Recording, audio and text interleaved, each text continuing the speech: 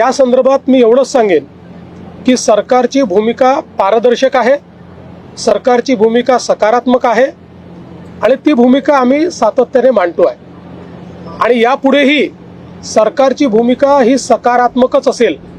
आमचं सरकार सर्व समाजाकरता सकारात्मक काम करणारं सरकार आहे। आम्ही समाजांना एकमेकापुढे आणून भांडण करत नाही, सगळ्यांचं भलं कसं होईल हा प्रयत्न करतो आणि विशेषतः मराठा समाजाच्या संदर्भात मी पुन्हा एकदा सांगतो, जेवढे निर्णय मी घेतले आणि शिंदे साहेबांनी घेतले एवढे इतिहासात कधी झाले नाहीत आणि पुढेही आम्ही मराठा समाजाच्या हिताचे निर्णय घेतच राहू।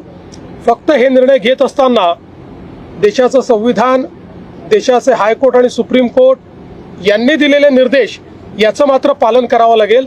त्या निर्देशांचा अवलंब न करता जर एखादा निर्णय घेतला तर त्यातनं केवळ प्रसिद्धी मिळेल पण तो निर्णय टिकणार नाही।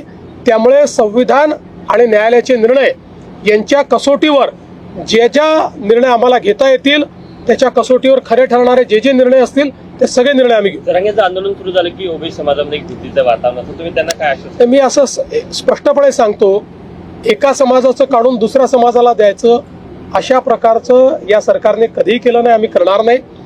ओबीसी समाजालाही घाबरण्याची आवश्यकता नाही।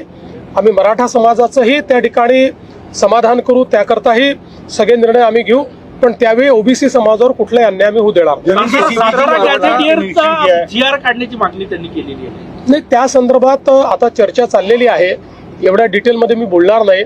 मी पुन्हा एकदा सांगतो, न्यायालय, कायदा आणि संविधान याच्या चौकटीत बसून कुठलाही निर्णय घ्यायला आम्ही तयार आहोत।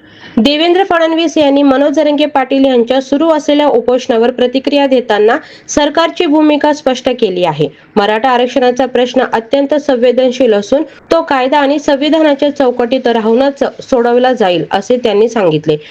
दरम्यान मनोज जरांगे पाटील यांनी अंतरवली सराटी येथे आमरण उपोषण सुरू ठेवले असून त्यांच्या मागण्याबाबत राज्यभरात चर्चा सुरू आहे।